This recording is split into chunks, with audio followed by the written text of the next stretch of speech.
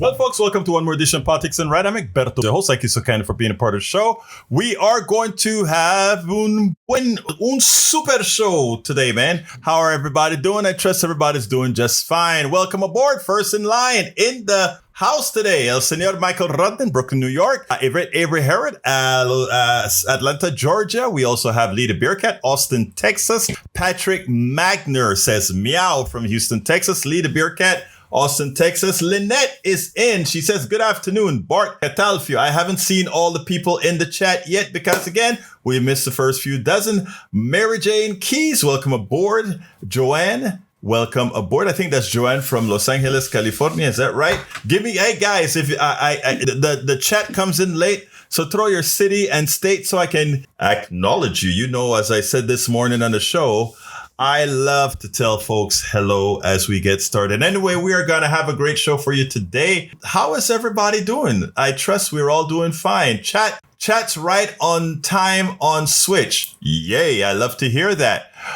We also have the roots of education are bitter, but the fruit is sweet. Aristotle. 1,000 languages on earth own no words for rape, massacre, or genocide. They use fruit, others feed them. Aristotle meant catch your rabbit before you pretentiously tell others you are cooking rabbit. I ask you to read this post, Inventing Antifa by Sarah Kendor. All right. Thank you for that. Inventing Antifa. I trust it's a good post. Let me go ahead and bookmark that. You know, when my people tell me to do certain things, I'm talking about the ones who are always giving me good advice. Brother E2247, Michael Rudnin, and others. Thank you for that. Let me bookmark that baby, and then I can actually get busy. But I want to bookmark it first because that is something I think is very interesting to read, brother. I think it's a must. Okay, bookmarked. All right. Okay. Anybody else in the fold that came in? Kimmy Wynn, welcome aboard as well. Marge KJ, how you doing, beautiful? Great to have you here. If I missed you, just throw it back in there. We have Little Bit and Lakia's mama. I love that. Little Bit and Lakia's mother. No, not mother. She said mama. And Lakia's mama, welcome aboard. Eric in from Kingwood, Atascocita as well. All right, let's get started. Where do I get started?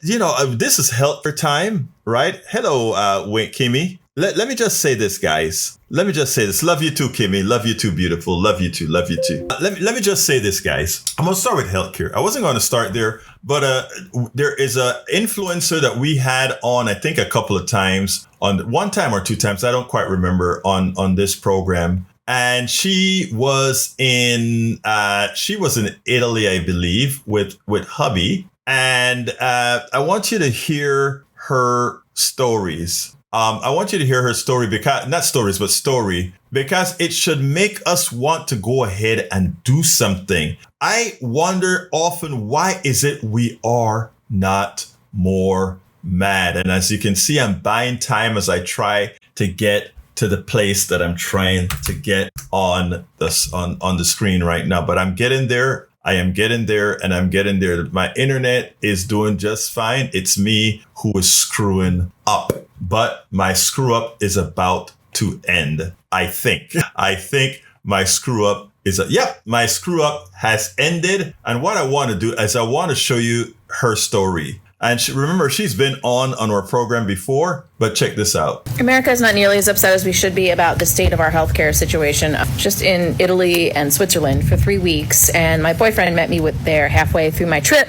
And, he has this medical thing going on where it comes and goes. Sometimes it's an issue, sometimes it's not. When it raises its ugly head, he goes to the doctor, gets a prescription, and gets his medicine, and he's all better in 5 to 7 days. So when it reared its ugly head again, we were in Italy, Florence and Pisa, and he's freaking out. He's calling his doctor, trying to figure out how he's going to get his medication that he needs to feel better and function. Because in the U.S., it requires a doctor visit and a prescription, and then a visit to the pharmacy, and the doctor has to call in your prescription to the pharmacy, and then you wait, and the whole thing costs, $400 or $500? So we're in Florence, and I said, why don't you see that building over there that says Pharmacia? Why don't we go over there and see if they have what you need? Because we know what what you need. We don't need a doctor visit. We just need the meds. He's like, no, there's no way. They're never going to give it to me. I don't have a prescription. I haven't seen my doctor. I haven't been, referred to them. I'm just a guy off the street. I said, honey, but that's how universal health care works in other countries. I know you've been growing up in this dysfunctional wasteland that is America, but it doesn't have to be this hard, and in the rest of the world, it's not. So he resisted it for a day, but by day 2, he was really suffering. So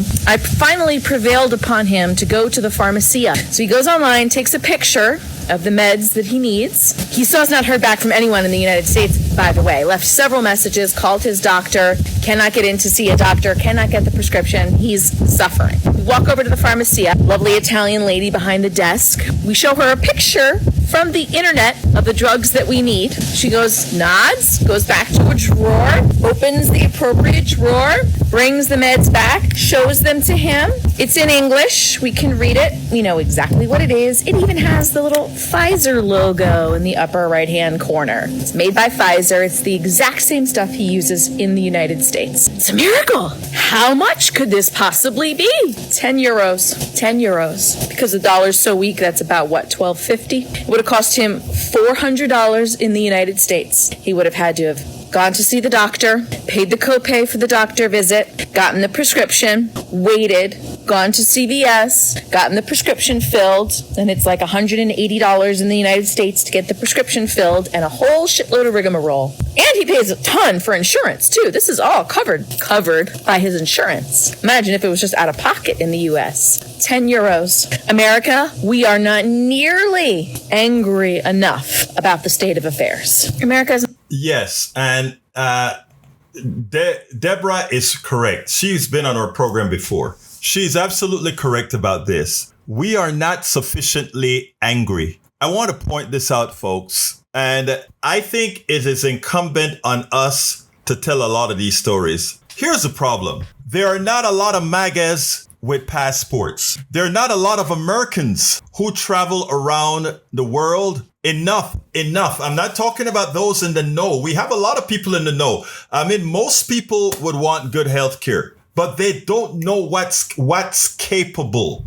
what's possible. They don't. But when you go to countries that many a times we think we're ahead of, when you go to Italy and find out how easy it is to get health care that's affordable, what would have cost them $500 in the United States cost them $12 in Italy, because all he needed was the meds. But the regulations that we have to go through because of insurance companies, etc., here makes it unbearable. If Americans would just understand single payer is great healthcare. Healthcare does not belong in the private markets. Why, people? Why? Because the private markets are doing what they're supposed to do. Their charter is to maximize the profits for their shareholders. There's nothing wrong with that. It just doesn't belong in healthcare. Because in healthcare, we're not seeking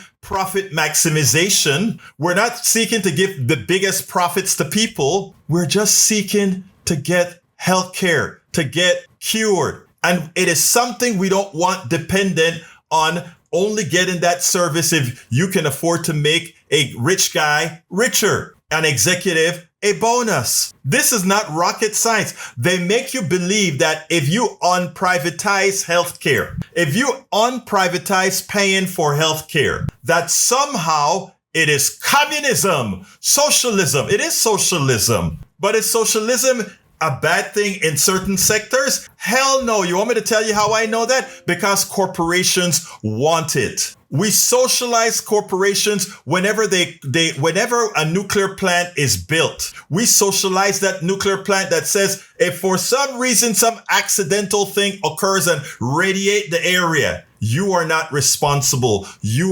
don't have to be responsible as long as you didn't break the law. Many companies have special socialization that prevent them in the case of injury to people that they're safe. When they drill our lands and take our oil, socialization. That's what it is. As I explained today, I had the honor of being on the Attitude with, where's my mind? on the attitude. It's a program out of the Northeast. And Arnie Arneson, look it up. The attitude on Arnie Arneson. I was a guest on Arnie Arneson today. And one of the things I'd said is like, I don't want to kill capitalism at all. I just want to put capitalism in its place. I want our economy not to be an ideology. I want capitalism placed where it needs to be. If you want to have a pizza shop, you can capitalize it. If you want to have a clothing store, capitalize it. If you want to have a grocery store within certain legal realms, capitalize it. But if you want healthcare, socialize it. You want electricity, socialize it. You want all these other items that are of necessity to people. Profit motives is a killer. The profit motive in certain sectors are equivalent to having a target on your back. So therefore, I want capitalism there for areas where people want to use it, for areas that merit it. But I definitely don't want it in healthcare. And you know what? What Deborah Rain just told you that happened to her, I've heard these stories over and over and over again. When we used to have Occupy Kingwood, where we occupied that corner for 52 consecutive weekends. I remember a woman coming to me and saying, I was in Germany. I got sick. When first of all, I got taken care of without paying anything. And after that, I went to get my medicine and I paid the 12 or 15 or whatever amount of money, a little bit of money. And by the time she got back from Germany, guess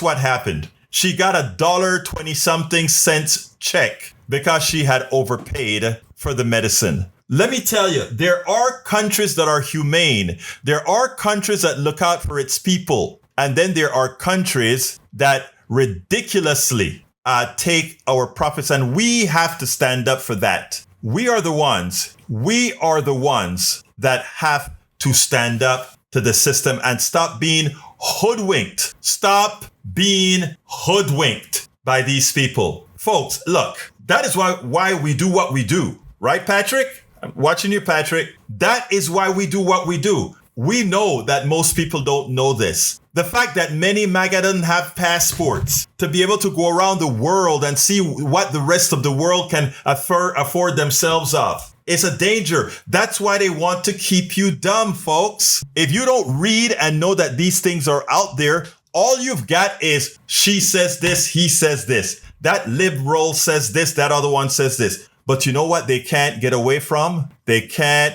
get away from stories. One of the things I've learned over time is that knowing all the statistics and the numbers and all the and drawing the graphs and all of that doesn't necessarily get to people. But you know what gets to people? Stories. And you see Deborah's story with her boyfriend, that gets to people. I did a piece on Norway. A guy moved after, I think it was after Bush got elected, he could take the Republican ideological disaster, the Republican ideological assassination. He could take it no more. So he moved his family to Norway. They're all in Norway. And he gave me a full interview that actually, I think that's one of them that went viral on Norway and how their system operates. And unfortunately for him, his son got into an accident skiing down a mountain, broke his back or something like that. And he explains how that country nursed him back to health. It costed him nothing more than the taxes he pays. Nothing more than the taxes he pays. Healthcare is not free.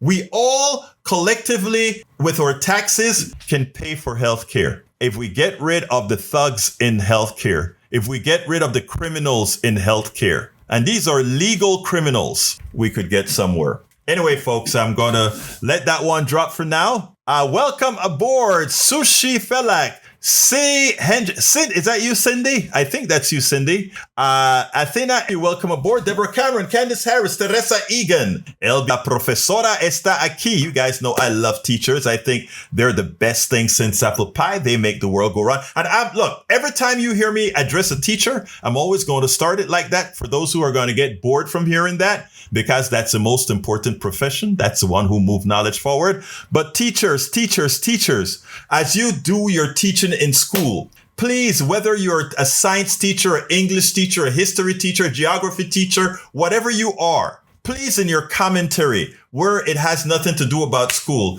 just tell people about these stories about what happened in other countries, because these are kids that will never hear about it, never see it. Let's tell people about it. And you don't have to do it in a way that in Texas would get you in trouble. You can do it in a way by just telling stories. Telling the stories of your friends. Telling the stories about my friend in Italy. Her husband got in prison. And guess what? You know, man, if I was here, it would have cost me $400. Guess what it cost her over there? $10. And end the discussion there. You don't have to go into sermonizing after that. That story will tell its own, because the next time that kid, it needs to go to the doctor and that mother says, oh, we can't do this because it's going to cost too much. That kid will rationalize on their own. And that kid is going to say, Ma, you know, in Italy, if you get sick, you only pay $12. I mean, people, even in communist states like Texas, where they try to take all your rights away, you can start educating kids by taking them right up to the part of critical thinking and let them finish. Teachers, are you hearing me? You can, without getting into trouble, you can tell stories. No analysis. You can tell stories. Look, I'm over. You know what I'm doing, Redden. You know what I mean by communist Texas, buddy. But so folks, teachers, you can actually get that job done. Think about it. When that kid goes home and say, Ma, in Italy, they only get it for $9, $12. You can use the kids to educate the parents. That's one of the techniques that Obama used, you know. When Obama became president, the country wasn't ready for Obama. But Obama went to Southwest Texas State University. I think that's what it was called then. Obama went to all these universities and convinced these kids why this new way was the way. Unfortunately, he got rid of OAA, Obama for America, OAA. Big mistake, but that is what the establishment did, of course. They forced us convinced them to do it. If we had kept Obama for America, OFA, as in its initial instantiation, man, how great things would have been. So folks, think about it. Obama went to the kids and the kids went home. I remember here in Kingwood, folks, it scared me to death. I was going to parties at many Republicans' homes in Kingwood. And I remember coming home to my wife many a times and said, this stuff is scaring me. This can't last. I know America. America's not ready for this stuff. And I would tell my wife that over and again. I remember going over to Atascocita and this woman and her blue-eyed blonde daughter with the O for Obama on her face, on her cheek, and her driveway painted with the O. You remember that Obama O?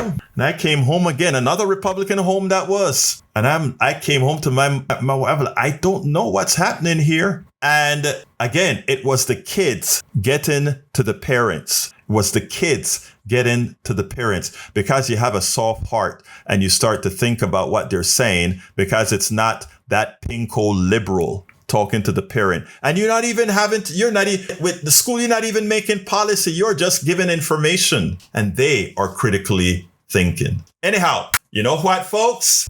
Canada. No, before that, let's just do a quick Letitia. Let's do a quick Letitia James. I love how Letitia James handled being arraigned today. Check this out. We'll take it on the other side. Donald Trump thought by persecuting the only AG that has gotten full convictions on him, Letitia James, AG of New York, and few others, that somehow that would cower them. Well, it turns out Letitia James is not cowering, and she came out swinging. Listen to this, and then we'll take it on the other side. This is what she did as she got, I think it was arraigned or went to give her plea. Check this out. We'll take it on the other side. I want to thank all of you. I want to thank all of you.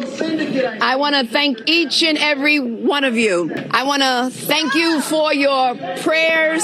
I want to thank you for your emails. I want to thank you for your support. It has strengthened my spirit and it has anchored my souls. And so I want to thank you. But this is not about me.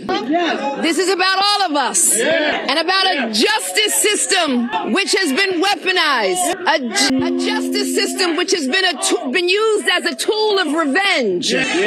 This justice system which has been used as a tool of revenge. And a weapon against those individuals who simply did their job and who stood up for the rule of law. We stand with you! And a justice system which unfortunately is nothing being used as a vehicle of retribution.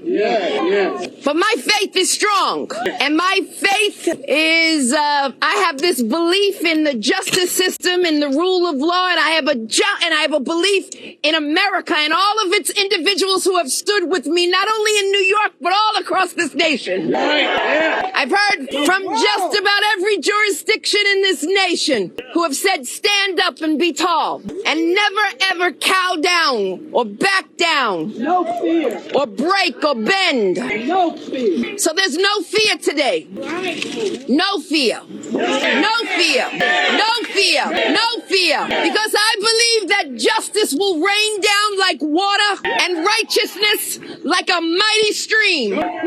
And I'm here to say that my work and my job and all that I do, all throughout my public career, I've stood up for the rights of New Yorkers and Americans, and I will not be deterred. And I will not be deterred. I will not be distracted. I will do my job each and every day, and that's why I'm headed back to New York, because there's work to be done standing up for the rule of law. God bless you and thank you all, and I appreciate you. Now, Donald Trump may think, I mean, this guy's a child. He knows he cannot win these cases, but he just wants to harass these people, right? But you know what? In the process of doing this, it's going to present to his own people how petty he really is, as each one of these guys get off because they've done nothing wrong. And when you keep losing in court, as he will, as he try to persecute, not prosecute, persecute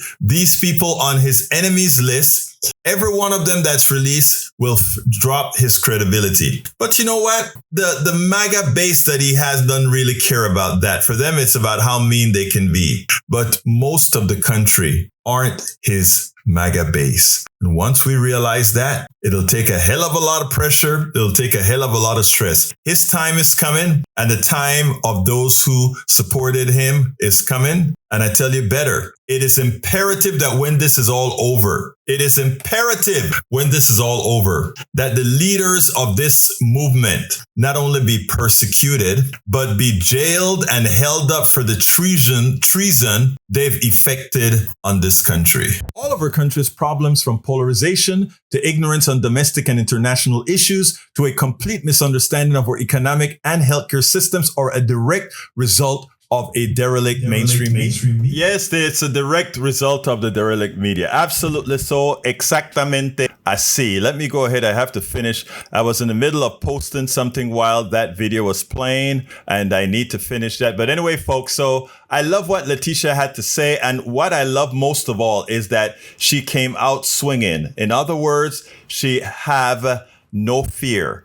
And you know what Donald Trump, as a paper tiger, fears? He fears those without fear. Remember that. Donald Trump fears those without fear. And once we realize that, guess what happens? One starts to be able to get what they need to get done.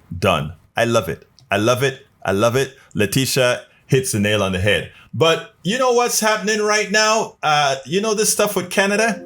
Let's go ahead and play that one. What time is it? Oh, I better play it now. Let's go ahead and do my Canada piece, and then we'll move on from there. The truth is a clear and present danger in the Trump administration. It turns out that all Canada did was put a truthful statement made by and directly in the voice of Ronald Reagan that pointed out that extensive tariffs will actually cause a financial collapse, an economic collapse. It's not up for debate. I mean, We knew what happened in 29. We can also look at the pathways of the current money that Donald Trump is extracting out of the economy with tariffs. And because that money isn't circulating around the people who would actually spend it. Remember, this money is being taken away from people with the least of us, the ones who, whenever they have a dollar, they spend it, which equates to economic activity. And it goes into the coffers and used in things like sending monies to Argentina, which does little to help America and helping that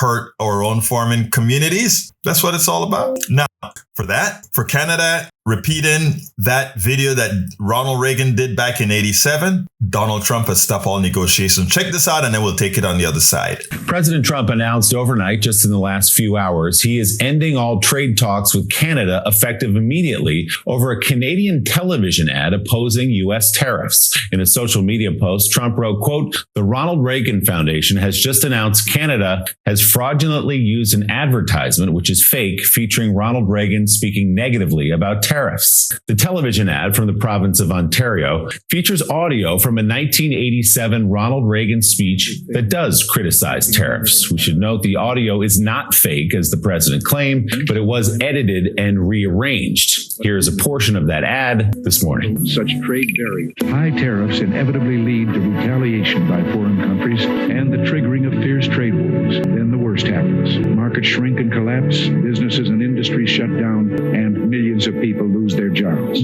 Throughout the world, there's a growing realization that the way to prosperity for all nations is rejecting protectionist legislation and promoting fair and free competition." That ad aired during an American League Championship Series game between the Toronto Blue Jays and Seattle Mariners, which pulled in more than 9 million viewers when it was broadcast. Former President Reagan's foundation says it is reviewing legal options, accusing the Ontario provincial government of using selective audio and video, saying the ad misrepresents Reagan's address and that Ontario's government did not seek nor receive permission to use and edit the remarks. The office of Canadian Prime Minister Mark Carney did not immediately respond to requests for comment, but a spokesperson for Ontario Premier Doug Ford denied any wrongdoing in the ad campaign, telling CBC News, quote, "The commercial uses an unedited excerpt from one of President Reagan's public addresses, which is available through public domain." So because of that ad, Joe, overnight, President of the United States saying, we're not talking to Canada, our neighbor to the north, anymore. He's very upset about that. Those are Reagan's words. Yes, edited. Things do get edited. We can go back to Reagan's comments about immigration. There are a lot of things we can call back to the man who was the touchstone for generations for conservatism. Well, you know, around 3:30 this morning, I listened to the entire address, and it was an April 25th, 1987 radio address. It's on YouTube, and I have absolutely no idea what the Reagan Foundation is talking about, because those words in that Canadian ad were directly from that April 25th, 1987 address that is up on YouTube. And the bizarre thing is that in their statement, they directed dorks and nerds like me to YouTube to see that the Canadian ad reflected Reagan's feelings about tariffs 100%. And here is a direct, unedited clip from that address that sounds just like the Canadian ad. Roll it, TJ. So soon, because of the prices made artificially high by tariffs that subsidize inefficiency and poor management,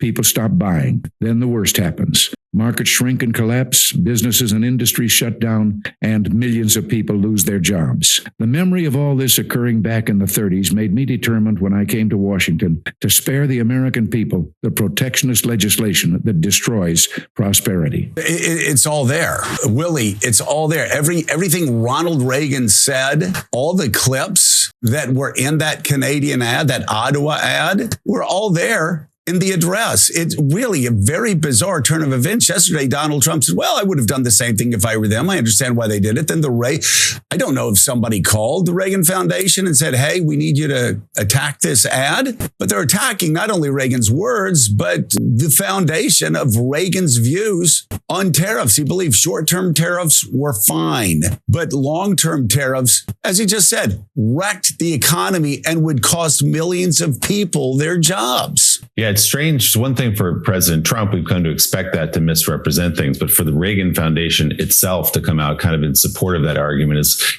now, again, he ends it well. Why is the Reagan Library? Why is the Reagan Library disputing or trying to give Canada hell for accurately representing what Ronald Reagan was all about? No tariffs. Look, I am not completely against tariffs, okay? There is a reason at times for tariffs. Now, we have already destroyed our manufacturing base. Bringing back tariffs in the way Donald Trump is doing is not going to make it any better for our country. After all, what you really have to do is rebuild an infrastructure, a manufacturing infrastructure from the bottom up, if that's what you really want. I mean, I think we should, but it's not going to take tariffs. It's going to take subsidies, investment and subsidies into small companies that are going to build the precursors to the parts of the economy the large manufacturing base needs. Glass bottles. We don't make a whole lot of those, right? You have to, and by the way, because we don't make a whole lot of those, the companies that create the machinery for sewing, for glass bottle, for all these things, that equipment isn't here yet. Donald Trump have tariffs and all of that. If we wanted to import equipment to start off or bring off those industries back to the United States, we couldn't. It's too damn expensive. Donald Trump knows little about economics, very little about economics. But those people who are benefiting from the tariffs, which was intent on applying a large tax on the American population, not the wealthy. A large tax on the American population is what tariffs are all about, without saying we're increasing taxes in order to fund the budget deficits that Donald Trump is running up and the excessive amount of grift that he's doing. He needs money, and he doesn't want to come out and say, I got to get the money by increasing taxes on the wealthy. And he can't stomach saying, I'm increasing taxes on everybody. So he just throws on to a tariff. And that tariff is a tax that all middle class and poor Americans pay. And that is how he brings the budget down a little bit. I mean, it's not going down, but I should say that is how he stops the excessive rise in his budget. Folks, like I said all the time, number one, our economic system is a fraud, and having an economic system that is a fraud, that is managed by a fraudster, is the worst of all worlds. And we are paying the price of it. And the what's not reported in the media, the suffering that many are going through as jobs are lost. We don't get job reports anymore. We don't get inflation reports so far. Again, a new one that is from the government, under the pretext that it's closed. There's a lot of hell to go through, folks. And that's where we're at right now. That is where we're at right now, folks. Michael comes out with a piece, and I think that's important. And I want you to look at those. I can actually see why Texas is a little bit darker in blue, but not as dark as it could be, because of the oil industry. And they travel a lot. And, you know, we have places like Houston that is a very metropolitan city. Austin.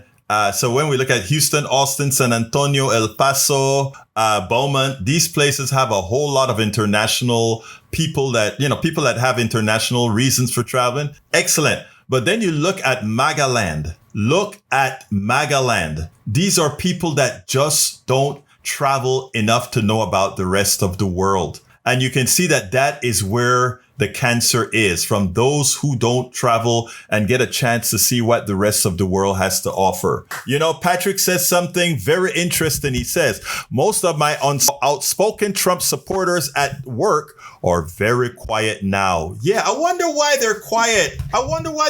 They're quiet because, you know what? They know the pain they're about to hold on to. And now they're going to be looking for progressive solutions. They're going to want those things that we progressives support. Thank you for that screen grab, Michael Rutnan. That's a good, you follow that chart and you can follow people's mentality in that chart. Take a look. That chart says it all. That chart almost tells you where Magaland is, right? And all we have to say is, hey guys, let's all educate ourselves. Let's all do it. Let's all do it. Not a put down, just a saying, let's educate ourselves. You know, I was ignorant of a whole lot of things in my life. And you know what I did? I had good educators that brought me out of the fog, out of my ignorance. Anybody can do that.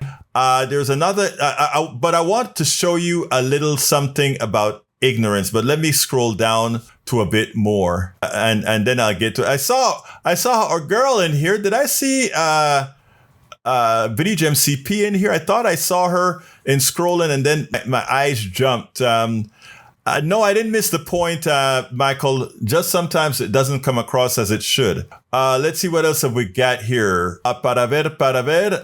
There's a piece from Eric. Eric's answer to what that lady saw in Italy. I just want to show you the MAGA mind, right?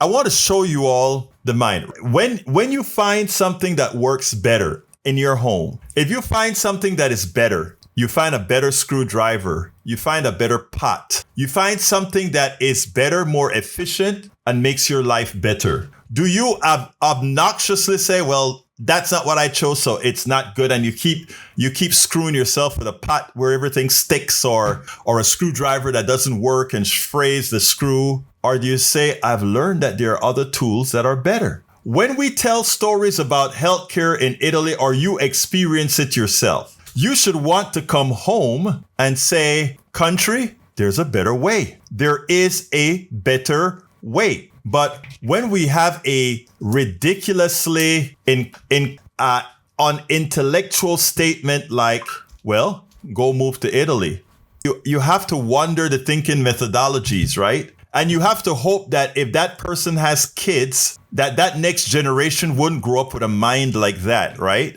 Think about it. Better solutions out there. And you say, okay, well, if you like that better solution, move there. Don't try to bring that good solution here. What sense does that make, people? It's stupid. And I don't use that word on my show. It slipped out. I'm sorry. All right. Bridge MCP says these narc boats are such BS. Look what happened with Mexico. Mexico hands suspect Chinese fentanyl kingpin over to the U.S. authorities. Minister said, look, it's ridiculous, man. Donald Trump is actually committing murder. These aren't murder. These are assassinations at sea. It shows you how little they think about humanity. But you know, our military has always looked at others without the care for their own lives, right? That's why they could come and bomb Panama and kill 10,000 Panamanians, right? Because the lives of others have no value. The lives of those brown people south of the border has no value. So he can, for political purposes, to make him seem strong, make he want to feel strong. He has no problems blowing up a boat. He doesn't know how many children that guy has, right? How many kids does he have? Suppose, I want to ask you, suppose all these countries that have cartels decide that the American arms dealers that are sending in AR-15s and sending in all these other guns into their country are a clear and present danger to their national security. And notice I'm using guns because actually that's what we export a lot of, right? Suppose these other countries see that as a clear and present danger and start knocking off boats driven by Americans into Colombia, boats driven by Americans into Trinidad, boats driven by Americans into these places. Suppose these countries start using their own Embraers, Brazilian jets or Brazilian planes, to start knocking these things out of the water. Americans, what do you think the American people and Donald Trump would say? Oh, we'll go to war if you start taking and knocking our stuff out. But we just go and assassinate people for the sake. It's a shame. It is a shame. It's a shame. It's a shame. But he says you cannot willy-nilly shoot boats, fishing boats without cause. They're not legal. It's not legal at all. These are criminal and and again, remember what I said. We need to start preparing for when it's no longer a Trump administration. All the military brass that are doing these things, and it's not all of them, all of the military brass and well, I should leave the military alone for now. But all of those that are directing the military to execute these orders need to understand that when this administration is over, they all will be prosecuted. They will be prosecuted for murder, and I hope that The Hague will also do what is necessary to bring them into the fold, because they are criminals, they are thugs, they are killers, they are murderers. Patrick says many people in cognitive decline, Trump, for example, revert to pre-adolescence. Trump's behavior is very similar to a preteen. I quit a firm 6 years ago when the owner displayed this behavior. The thing about it is I think you're giving Donald Trump too much credit. He's not acting like a preteen. He's acting like a toddler. He's acting like a toddler. Egberto, play the whole 1.5 minutes. What are we talking about? I don't know what you're talking about, Michael Radin. I don't see... Oh yeah, conservatives. Let me see, what is this about? Oh, you found the entire Reagan thing. Let's see if I got time. No, I don't have the time. Bring that back to me for tomorrow. I got to get the last video played. So let's go ahead and get busy on that. Let's go ahead and do this. All right, folks. For those of you who saw Steve Bannon coming out and saying Donald Trump is going for a third term and we already have plans on how we're going to do it and all that kind of stuff, and the fear of people are starting to go out there. Let me first tell you something. This is what's known as trolling. Yes, they will try all kind of methods to maybe to keep him relevant. Remember, Donald Trump is from the time he got reelected, he was a lame duck. He was a lame duck from the time he got reelected because, again, he doesn't have to go for another administration. So the only thing that they can do is to try to keep relevancy of this guy with the expectation like we better stay in line because he may be president in for a third term. Now, let me be clear. In as much as this is trolling, we still have to be careful because the very first time Donald Trump ran for president, or when he ran for president in 2016, he had no idea that he was going to win. He wasn't playing for winning. He was playing for attention. He was playing for building up a brand, a new brand again. He was going to be a perennial pain in the butt for whoever won. But guess what happened? He won. So now in his cráneo, in his mind, he is thinking, oh, maybe I could. First of all, I tell you what, listen to how Steve Bannon puts it. This is for the psyche of MAGA land, to give them something to keep supporting Donald Trump. But also, this is to sort of put exactly what's happening to a lot of folks on the left. Oh my God, he's running again. No fear. We'll talk about it on the other side. He's going to get a third term. So Trump 28. Trump is going to be president 28. And people just ought to get accommodated with that. So what about the 22nd Amendment? There's many different alternatives. At the appropriate time, we'll lay out what the plan is. But there's a plan, and President Trump will be the president in 28. We had longer odds in 16 and longer odds in 24 than we got in 28. And President Trump will be the president of the United States, and the country needs him to be president of the United States. We have to finish what we started. And the way we finish it through Trump. Trump is a vehicle. I know this will drive you guys crazy, but he's a vehicle of divine providence. He's an instrument. He's very imperfect. He's not churchy, not particularly religious, but he's an instrument of divine will. And you can tell this of how he's pulled this off. We need him for at least one more term, right? And he'll get that in 28. You're not driving me crazy. I'm trying to understand the coherence of the things you've just told me in the last few minutes. On the one hand, you've said the Constitution is fit for purpose. Secondly, you've said that President Trump needs another term, even though the 22nd Amendment makes pretty clear that he cannot have another term. Why does it make that clear? Because he's on his second term already. At some point in time, we will make sure we go through Zanny and define all those terms. But even if you find a way to undermine you will be undermining the spirit of that amendment, even if you find some way around it. And to those if the American people, with the mechanisms we have, put Trump back in office, are the American people tearing up the Constitution? Would that be challenging? Would the American people be going against the spirit of the Constitution, ma'am?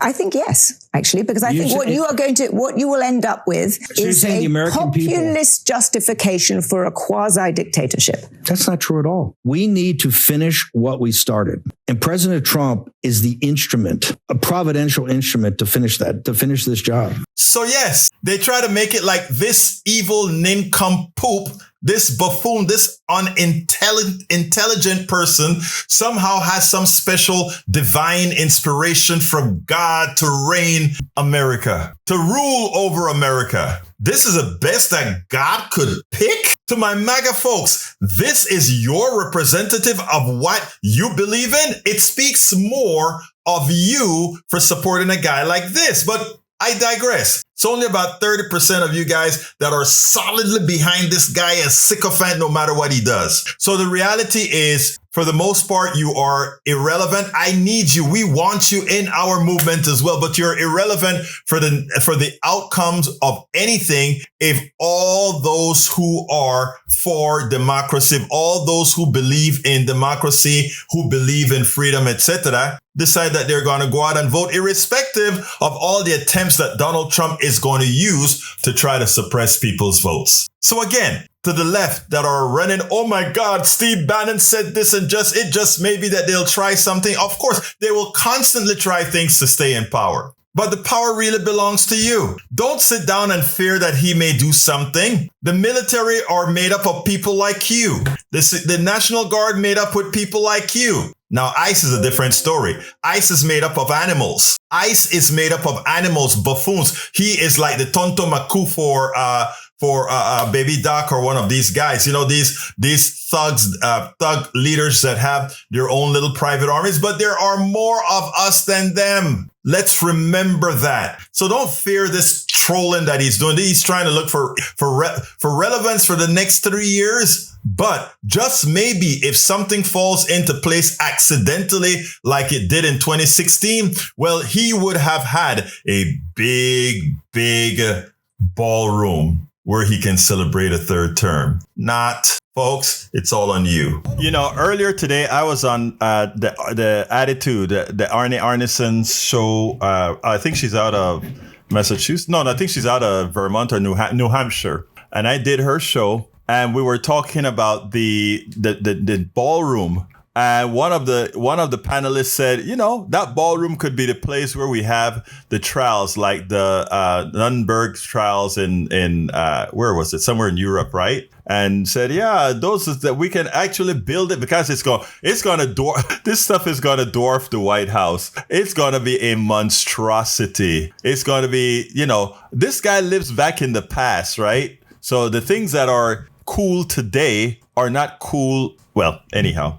but let me tell you, they're acting as if they have a mandate. They're acting as if they're popular. The guy is at 38%, folks. His popularity is matching MAGA, meaning only MAGA support. Because, you know, for a while, he also had Republican support, meaning true conservative Republicans, some conservative Republican support. But he's even losing that. And now it's coalescing into just MAGA. As soon as it hits about 30%, that's just your sycophants, guys. That's just your sycophants. And what can I say? Anyhow, we got to get out of here. It's the weekend. I am going to try. I've had some very tough weekends in writing and getting a whole lot of stuff done. Hi, Harry. Great to see you here. Anybody I forgot to mention, forgive me. But I'm going to try to have a show for our paid subscribers on Sunday. Yeah, on Sunday.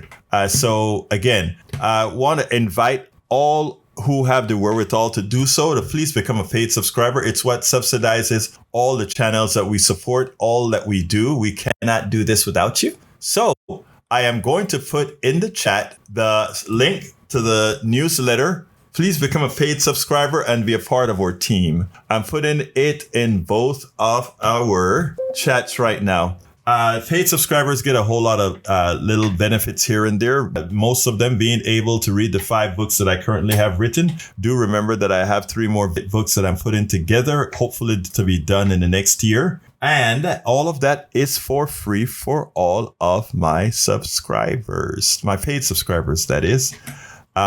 Help us out. We need to keep this message going. You know, we complain about people being uninformed. I dedicated my life going forward to do this kind of informing. And like I said this morning on our fund drive at KPFT, that fund drive was for KPFT. We need a fund drive for politics done right on the internet, because I tell you what, folks, we have to keep communicating and finding all new ways to communicate. My channel is throttled. What throttling means is that those people who control who sees when you come up is throttling us.